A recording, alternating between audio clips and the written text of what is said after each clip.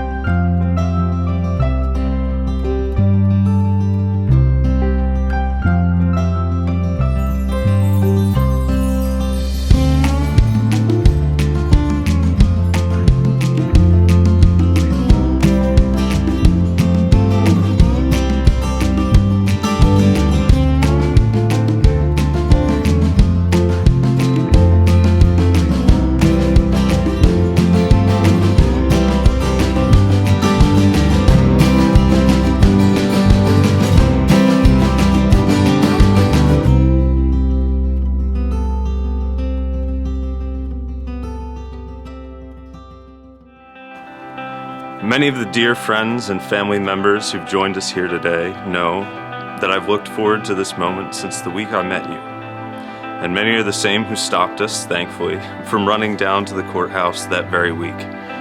Don't be fooled. My greatness for their intervention is no reflection of my commitment to you. If, after all, I were to return to college a single man, I'd go out every night I could, get pretty tanked, and tap on shoulders in hopes of meeting you.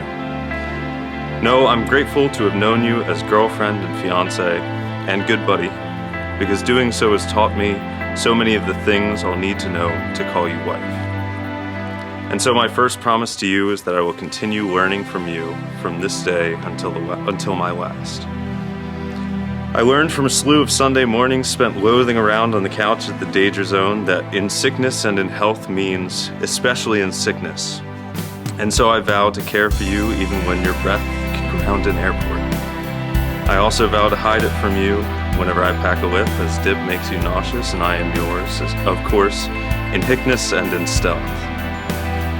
As someone of, let's call them well-defined comfort zones, you teach me every day how to be at home in my world, which I'm proud to say is fully and completely our world.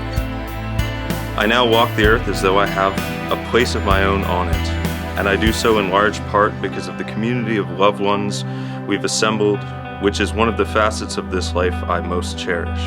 3, 2, 1.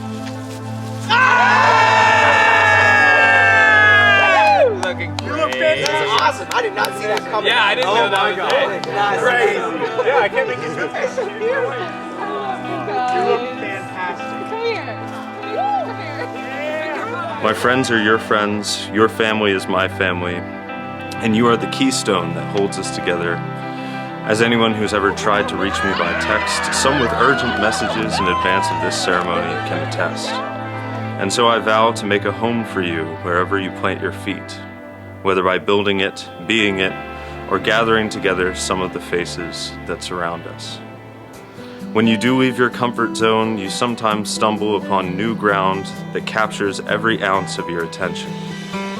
Watching you do so, even if it means a month of playing the same 2000s video game on easy, numbers among my greatest joys. Your zest for life in such moments, or across such mac and cheese fueled showerless weeks, has taught me how to grow excited about small, important things. There will be days, I'm sure, on which I take for granted the simple, extraordinary fact that you are my wife and I am your husband. I promise, though, that even on those days, that simple fact will be the main headline of my life, as I'll always be playing the same game. Everything I do, I will do first as your husband. I know that doing things this way won't always be easy, and because I've long admired and shared in your sense of pride, fairness, and justice, I promise always to defend your honor however necessary, whether by eating your leftovers before you publicly admit defeat, or by fighting the many mostly innocent people you run off the road. I promise to do this for the remainder of my life, however brief your driving may make it. Although we have yet to grow old together, we've long been growing weird together. And so I vow to love you through all manner of shenanigans, tomfoolery, balderdash, ballyhoo, bullshit, and horseshite. You see the best in me and the most ridiculous, and when they're not visible, you find them. I've never tried hiding the worst of me, because you'd have found that too. You have, time and again, and you've been awful gracious about it. Perhaps your best find, as far as I'm concerned, has been the wide-eyed part of me that harbored from day one a completely irrational faith that this was exactly where we would end up. I met you on a clear August morning 4 years ago. From that day, you never left, and I never asked you to leave. We didn't make it down to the courthouse that week because we both knew that we would in due time. I had never considered that love could be so simple, and still, its simplicity baffles me. Each day you give me license to believe the fantasy we seem to be living